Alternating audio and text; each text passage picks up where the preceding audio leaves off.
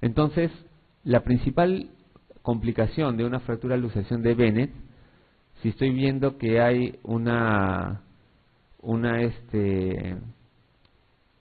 lesión en la base del primer metacarpo, nosotros sabemos que este dedo es bastante móvil. ¿Qué pasa si es que no se inmoviliza adecuadamente o no se reduce adecuadamente esa luxofractura? Vamos a llegar a una artrosis. Y para pequeñas articulaciones se llama risartrosis, ¿no? Risartrosis. Entonces, esa es una de las complicaciones, la principal complicación de este tipo de luxofractura, ¿no? La artrosis de esa articulación.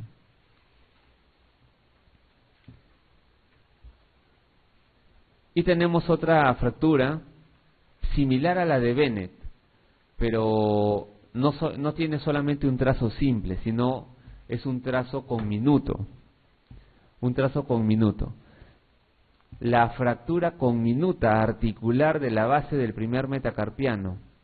Pero no me están hablando de una luxofractura, sino de una fractura conminuta. Es decir, ha comprimido el primer metacarpo con el trapecio y lo ha estallado en la parte articular.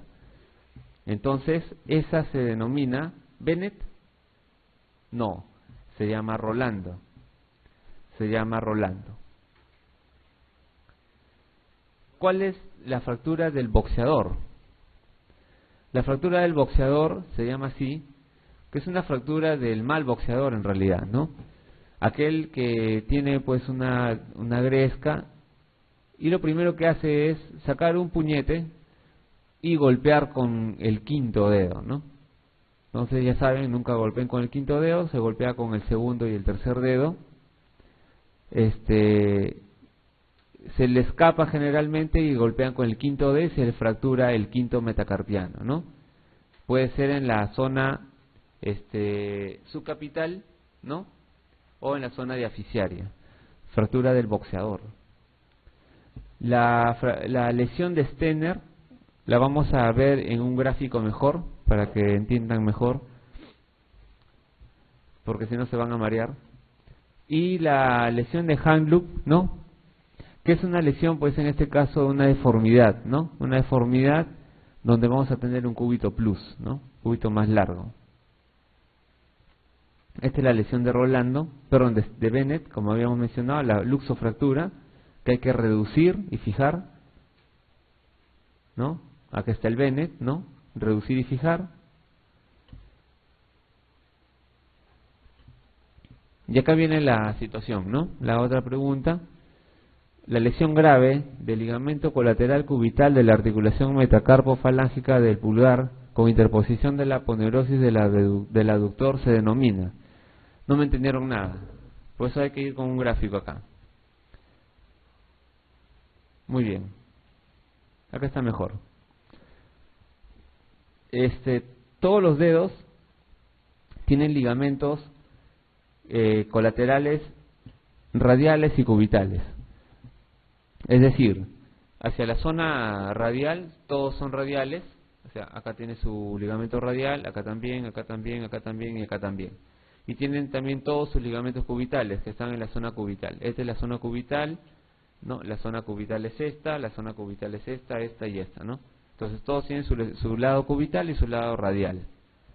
Bajo esa premisa, el primer dedo tiene su ligamento colateral radial, el que está para el lado radial, y su ligamento colateral cubital, que está para el lado cubital. Entonces, si yo tengo el ligamento colateral cubital, que es, a ver, vamos a buscar este de acá, el 1, este es el ligamento colateral cubital, ¿está bien? Y tengo acá el aductor del pulgar, no, este es el cubital, este es el ligamento colateral cubital y este es el aductor del pulgar, ya. Si yo tengo que este aductor del pulgar, el aductor del pulgar es un músculo que va a terminar en un tendón, ¿está bien? Y se va a amarrar se va a amarrar en este caso con el aductor con el ligamento colateral cubital del primer dedo. Voy a tener que se va a atrapar el dedo en aducción, y va a producir una lesión grave porque no va a permitir el movimiento y va a ser muy doloroso. Entonces, a eso se le llama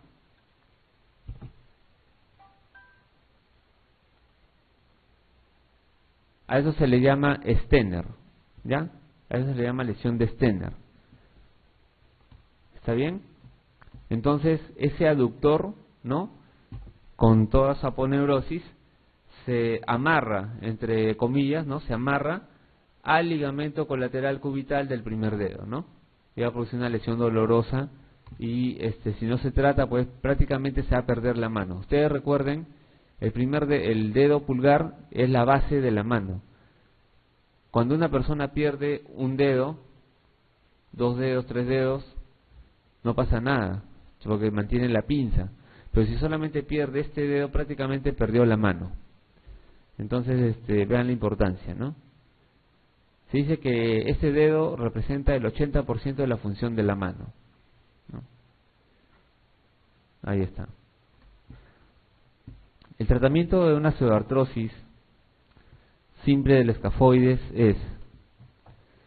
Ahora vamos a hablar de la lesión del escafoides. El escafoides es una lesión, el escafoides es un hueso que se encuentra en la zona del carpo, que ya lo hemos visto, ¿no?, relacionado con el primer dedo. Y las complicaciones, pues, de este hueso son que tiene circulación terminal y puede ir a una necrosis avascular. En el mejor de los casos, si no va a una necrosis avascular, puede generar un problema de consolidación. Y el problema de consolidación es pseudoartrosis, es decir, no va a consolidar y va a quedar los fragmentos libres. Y esto también va a generar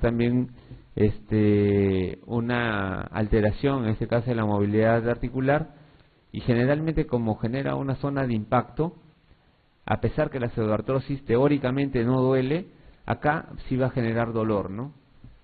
Entonces el tratamiento es, en toda pseudoartrosis, es avivar bordes y colocar injerto óseo, ¿no? Para este tipo de procedimientos es un procedimiento especial que se llama el injerto Maty-Rus, que es un injerto córtico esponjoso, es decir, se saca un poquito de cortical esponjosa, ¿no? Generalmente pues de una zona dadora, puede ser cóndilo humeral, puede ser cóndilo femoral. En algunas oportunidades crestiliaca, pues no es necesario tan grande, generalmente cóndilo femoral, y se coloca en la zona superior, haciendo una pequeña limpieza, y se termina pues anclando en el escafoides, ¿no? Se puede colocar esto con tornillos simplemente libre, ¿no? Generalmente se fija con tornillos o agujas. ¿Está bien? Injerto Maty-Rus. Vamos a hablar ahora de fracturas y luxaciones de la pelvis. Cuando hablamos de pelvis, estamos hablando de la segunda cintura importante en la estructura, en este caso del cuerpo, que va a sostener la parte del peso de la zona proximal, y también vamos a ver que va a soportar el peso también y la zona de carga de la zona distal, que son los miembros inferiores. Cuando hablamos de fracturas y luxaciones de pelvis, nos estamos refiriendo básicamente al anillo pélvico, ¿no? Nosotros vamos a ver que la pelvis pues está formada por una estructura ósea bastante fuerte, donde vamos a diferenciar algunas zonas. Una zona articular que va a ir con la columna, en este caso lumbar, y en todo caso pues con el eje de la columna, y van a terminar en una serie de vértebras fusionadas que se va a llamar el esqueleto sacro, ¿no?, o la columna sacra, ¿no? Y termina pues en unas vértebras fusionadas muy pequeñas que son la zona coxígea. Entonces la zona sacrocoxígea, vértebras fusionadas, unos alerones sacros que se van a unir junto a unos alerones mucho más grandes, que son los alerones ilíacos. Los alerones ilíacos van a terminar en una zona acetabular, van a dar inicio pues a la zona articular de la cadera, van a ir con una rama iliopúbica en la zona superior y una zona isquiopúbica, es la zona isquiopúbica que termina en el isquion, que es donde nosotros estamos sentados ahorita sobre nuestros asientos, ¿no? Entonces el isquion soporta nuestro peso, la zona púbica es la zona anterior, y todo este anillo pélvico para nosotros en la parte, digamos, de traumatología es lo más importante. Mientras esté respetado el anillo pélvico, nosotros tenemos un soporte bastante bueno. Si no está respetado, ahí vienen, digamos, los asuntos problemáticos, pensando en un tratamiento quirúrgico de restauración, ¿no? Muy bien. Tenemos acá el tipo más frecuente de la fractura de pelvis. En este caso, nosotros vamos a ver que todas las fracturas en los segmentos óseos se van a dar en la zona más débil del segmento óseo. Cuando hablamos de segmento débil en la parte de la pelvis, nosotros vamos a ver, hemos visto que hay unas ramas delgadas en la zona anterior, ¿no? La rama iliopúbica y la rama isquiopúbica, y de ellas la rama pubiana son las más débiles, ¿no? Hemos visto que el armazón posterior es bastante fuerte, ¿no? Bastante fuerte, y también el ligamento de la sínfisis pubiana también es bastante fuerte, pero en algunas condiciones especiales, por ejemplo, el paciente de tránsito de alta energía con aplastamiento pueden abrir inclusive la pelvis y hacer lesiones de tipo libro abierto, donde puede haber una pérdida masiva de sangre, ¿no? Una fractura de pelvis puede ser mortal, ¿no? Especialmente aquellas fracturas donde hay desplazamiento del anillo, en este caso pélvico, ¿no? Tenemos acá una de los tipos de fracturas, según la clasificación de Tile. Fracturas parcelares, que son solamente fracturas en un segmento de los huesos de la pelvis, sin comprometer el anillo. Tenemos fracturas en este caso donde hay un desplazamiento vertical, es decir, rotacional, perdón, donde van a abrir básicamente movimientos de apertura. Puede ser apertura anterior, apertura posterior, puede ser ambos. Y un sangrado acá, que básicamente es venoso, no arterial, pero también puede haber un componente arterial, puede llenar, inclusive puede descargar los 5 litros de sangre que tiene un paciente, ¿no?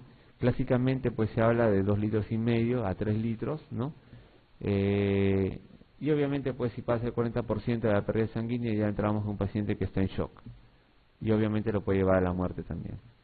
Las fracturas de tipo C son fracturas con inestabilidad rotacional e inestabilidad vertical, es decir, hay fractura tanto en la pared anterior, en la pared posterior, o luxaciones anterior y posterior que van a desconfigurar el anillo pélvico.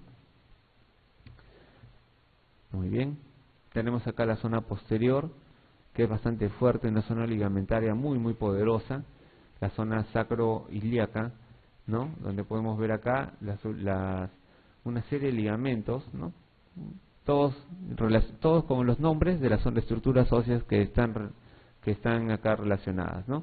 Unos ligamentos muy importantes, y para nosotros los ligamentos sacrotuberosos, que son estos de acá, la zona isquiática a la zona, en este caso, de la tuberosis isquiática con la zona ligamentaria medial del sacrocoxis y del alerón posterior, ¿no? La espina ilíaca posterior superior.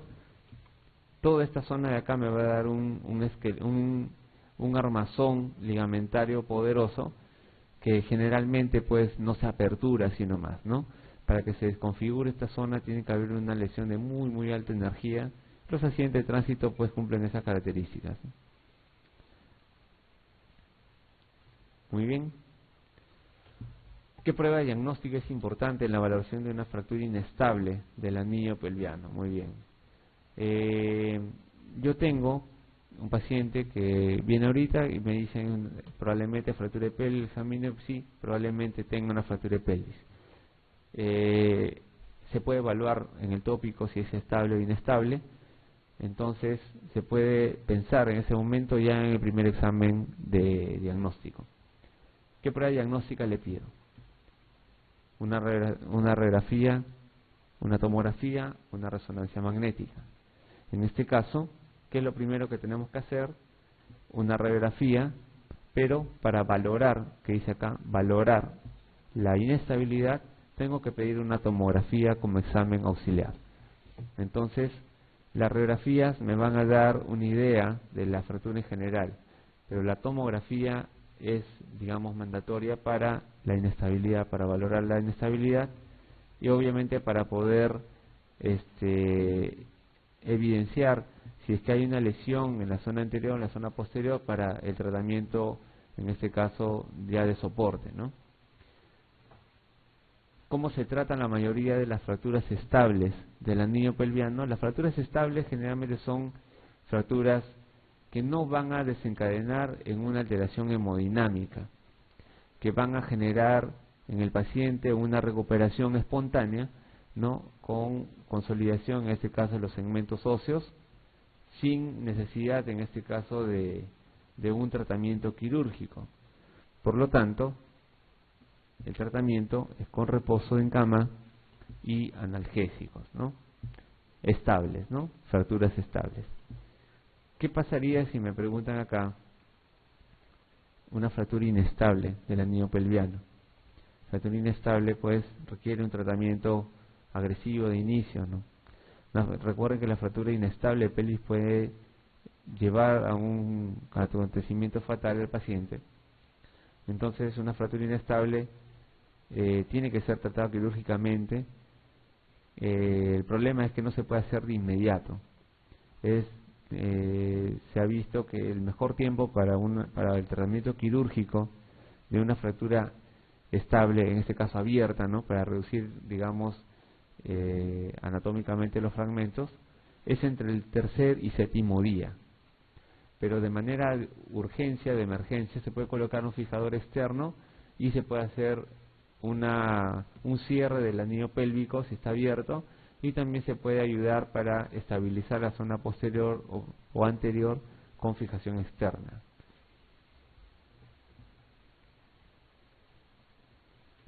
Un tratamiento ortopédico, ¿no? De algunas fracturas, ¿no? En algunos pacientes, pues, se podría llevar ese tratamiento ortopédico, fracturas del libro abierto, por ejemplo, sin mucho desplazamiento. Se puede colocar una hamaca. Es un tratamiento largo, un poco tedioso y fastidioso para el paciente. Recuerden que la zona del anillo pélvico, pues, se encuentran los esfínteres. Entonces es muy dificultoso para un paciente llevar ese tipo de tratamiento, ¿no? Actualmente, pues, este tipo de tratamientos ya no se ve, ¿no? Ya no se ve muy frecuentemente. Movimientos de tracción con hamaca tampoco, ¿no? Ya no son muy frecuentes. El tratamiento más comúnmente empleado en la actualidad para tratar fracturas complejas inestables del anillo pelviano. ¿Qué les dije hace un momento? Fijador externo, ¿no? Es un poco complicado a veces meternos a la pelvis en una lesión de emergencia para poder cohibir un sangrado por una lesión, en este caso de la pared posterior, ¿no? O la pared anterior. En la pared posterior generalmente el sangrado venoso del plexo sacro posterior, que se desgarra y puede generar un sangrado masivo. Lo ideal es cerrarlo rápidamente con fijador externo, que generalmente, pues, en algunos servicios se tiene a la mano, ¿no?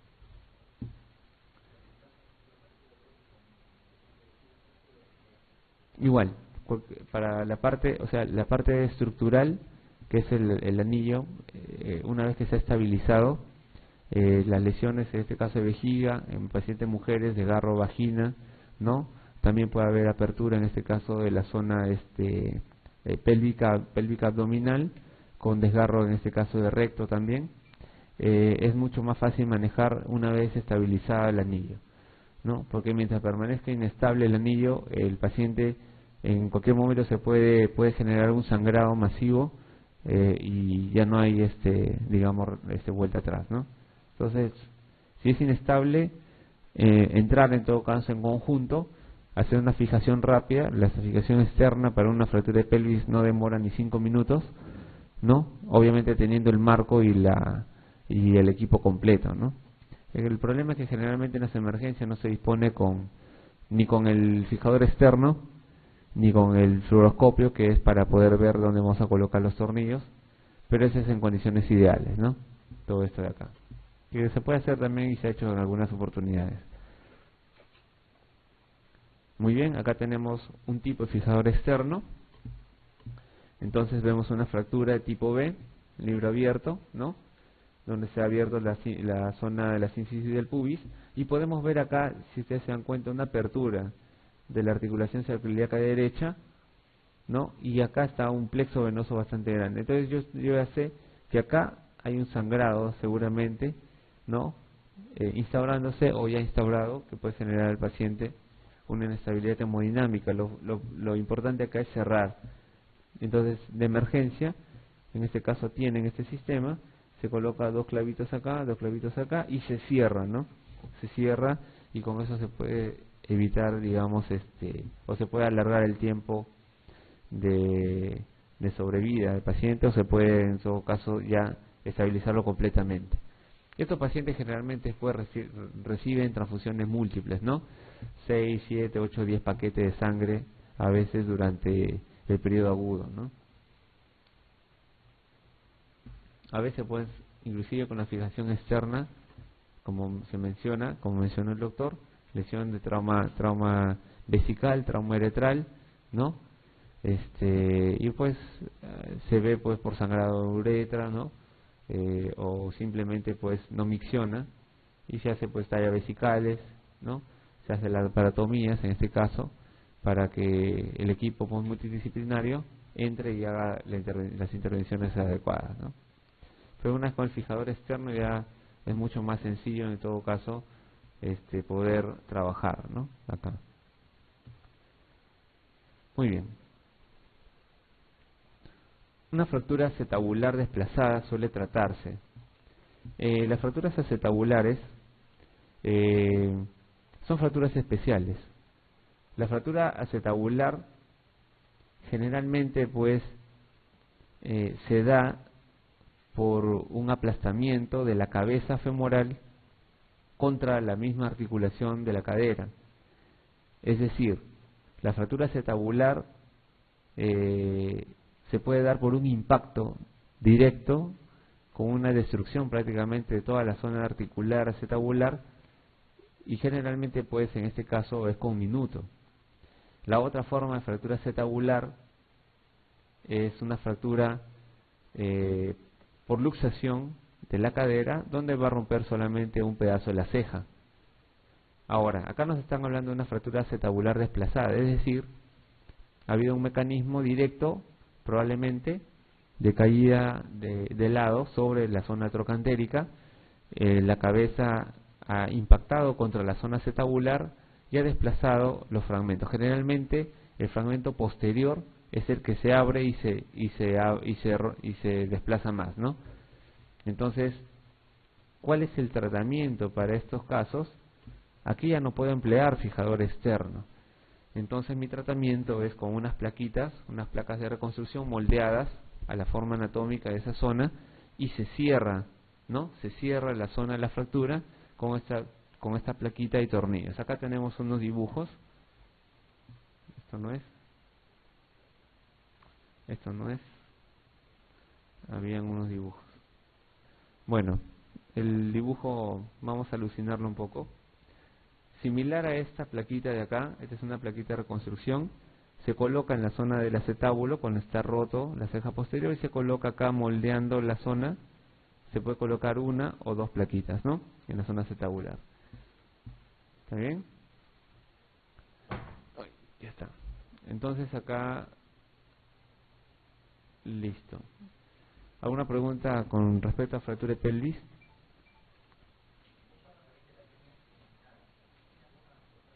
La línea innominada. La línea innominada, bueno, es una de las referencias en este caso del tratamiento quirúrgico, ¿no? La línea innominada generalmente para adultos no es muy importante, más importante es para pacientes pediátricos, más que todo para ver luxación, en este caso congénita de cadera, ¿no? Es una zona donde vamos a tener una confluencia acá de los huesos, en este caso de la zona articular. Para nosotros, más que todo, para la zona, digamos, para un paciente adulto con una fractura traumática de pelvis, lo más importante es la estabilidad y la integridad de este anillo, del anillo pélvico. Cuando nosotros tenemos este anillo pélvico estable y completo, para nosotros es lo más importante, ¿no? Ahora, hay algunas líneas también que son importantes para nosotros cuando, por ejemplo, vamos a ver luxación, que ahorita lo vamos a mencionar en la parte de luxación traumática de cadera. Justo estamos entrando a ese tema y vamos a mencionar unas cuantas líneas importantes. Luxación traumática de cadera. La luxación traumática de cadera se llama traumática para diferenciar de la luxación congénita de cadera. Para hablar, vamos a tener un tema de ortopedia también más adelante, pero para ir avanzando, digamos, un poquito en ese tema, la luxación congénita de cadera se da con el nacimiento. La luxación traumática no se da con el nacimiento. Se da en una condición, pues, de un paciente totalmente, bueno, entre comillas, normal, ¿no? Por alguna condición, de un accidente, ¿no? Ese accidente puede ser un accidente de tránsito, puede ser una caída de altura, o simplemente puede ser una agresión o una caída a nivel. La luxación traumática de cadera genera un desplazamiento, una incongruencia articular de la zona de la cabeza femoral, ¿no?, del fémur proximal y el acetábulo, ¿no? Se pierde esa congruencia y eso se llama, pues, luxación traumática. El mecanismo más frecuente, tampoco es el dibujo, me lo he sacado.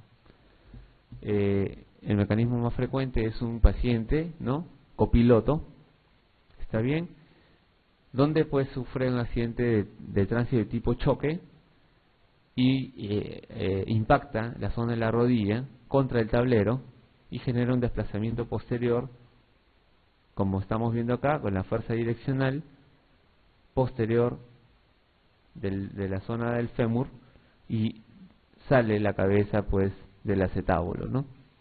Obviamente, si es traumático y sale de esta forma, la lesión es, pues, de partes blandas, ligamentos, cápsula articular, inclusive el rodete en la zona posterior, ¿no?, con fractura del rodete y de la zona acetabular, se pueden dar.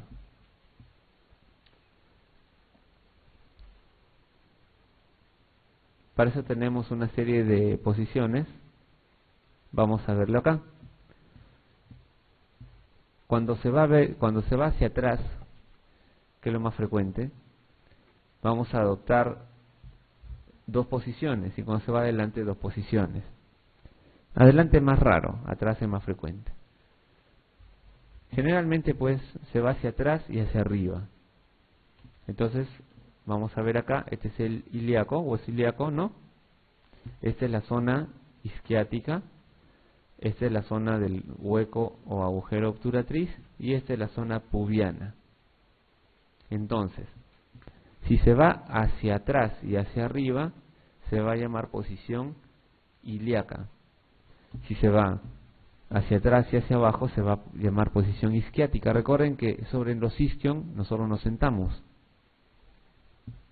Si se va hacia adelante y hacia abajo, tenemos el agujero obturador. Y si se va hacia adelante y hacia arriba, tenemos la zona pubiana. La luxación anterior es rara. Vamos con la luxación posterior. La más frecuente es la ilíaca. Y de ahí le sigue, pues, la isquiática. Cuando nosotros tenemos una luxación posterior ilíaca, posterior superior, vamos a tener que el acetábulo juega a manera de un pivot. ¿Cómo es esto? Si yo tengo un paciente que tiene una luxación traumática de cadera, ¿cómo va a venir? ¿Cómo va a venir? Va a venir, si se va hacia atrás y hacia arriba, va a venir con el miembro inferior, ¿cómo? Si está haciendo un pivote el acetábulo. ¿Cómo sería? ¿Hacia afuera o hacia adentro? El miembro inferior. ¿En aducción o en abducción? ¿Cómo sería? Si hace un pivote, a ver, imaginemos lo siguiente. Imaginemos que esta columna sea el acetábulo. La cadera está la cabeza del fémur está metida en ese acetábulo. Si se va hacia atrás y hacia arriba, ¿hacia dónde se iría el miembro inferior? Hacia adentro. ¿Y en rotación? ¿Interna o externa? ¿Interna o externa? Rotación interna y aducción. ¿Está bien? ¿Sí? Y si se va hacia adelante, imagínense, este es el pivot, se va hacia adelante, que son estas posiciones pubiana y obturatriz, ¿qué estaría haciendo? ¿Cómo se iría el miembro inferior? Acá está así, si baja, ¿hacia dónde se va el miembro inferior? Hacia afuera, es decir, abducción. ¿Está bien? Entonces, atrás es aducción y adelante es abducción. Y ya lo pueden sacar con, ¿no? De esa manera. No es la idea, ¿no? Que se acuerden de esa manera. Muy bien. Ahora vamos a ver acá cuál es la denominación correcta. Posterior superior es isquiática. ¿Qué sería? Posterior superior, ¿cuál sería? Ilíaca. Posterior inferior es ilíaca. Isquiática, ¿no? Posterior superior es ilíaca. Sí, ¿no? Anterior superior es obturatriz. Pubiana, ¿no? Y la anterior inferior, obturatriz, ¿no? Entonces estamos bien con la C. Aquí está la luxación, ¿no? Traumática, la más frecuente. Posterior superior, ¿no? Ilíaca. Esta, miren, una posición obturatriz. ¿Está bien? Rara, ¿no? Y miren cómo el miembro inferior se va hacia afuera. Se va hacia afuera. ¿Está bien? ¿Listo? En cambio, si se va hacia atrás, hace pivot. Por lo tanto, se mete el miembro inferior. Entonces ahí se van a acordar. ¿Qué es lo más frecuente que se asocia a una luxación traumática de cadera? ¿Qué es lo más frecuente? ¿Cuál sería de esas que hemos mencionado? La fractura de la ceja cotiloidea, ¿no? Fractura de la ceja cotiloidea. ¿Está bien?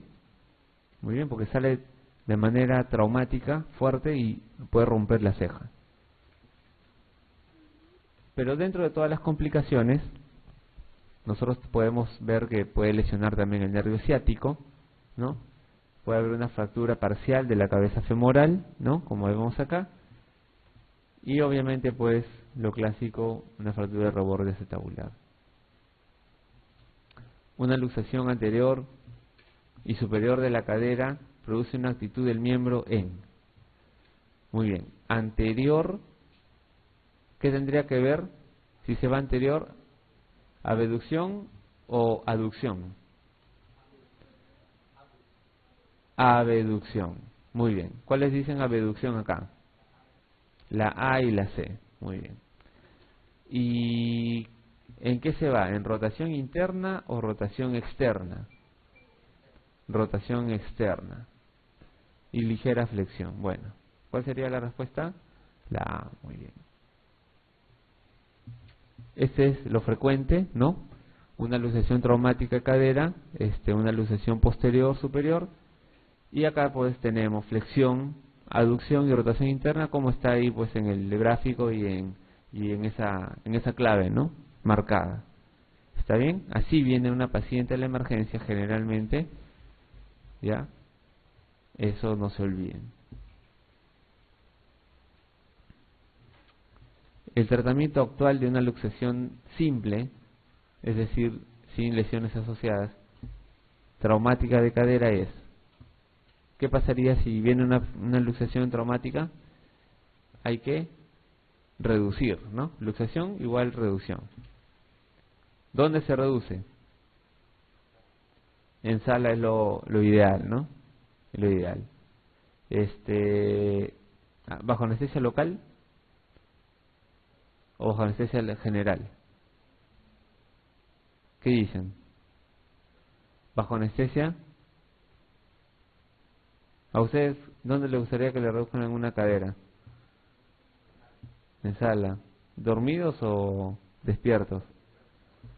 Dormidos, ¿no? Anestesia general. ¿Está bien? Y tracción, ¿no? En realidad es tracción contra tracción, ¿no? Pero tracción, bueno, está bien, ¿no? Aquí está la reducción, ¿no? A veces es en el suelo. Alguien sostiene las espinas ilíacas anterosuperiores hacia el suelo, el otro jala y hace los movimientos de tracción. Son movimientos bastante poderosos, ¿no? Y tienen que sentir el clic hacia eso.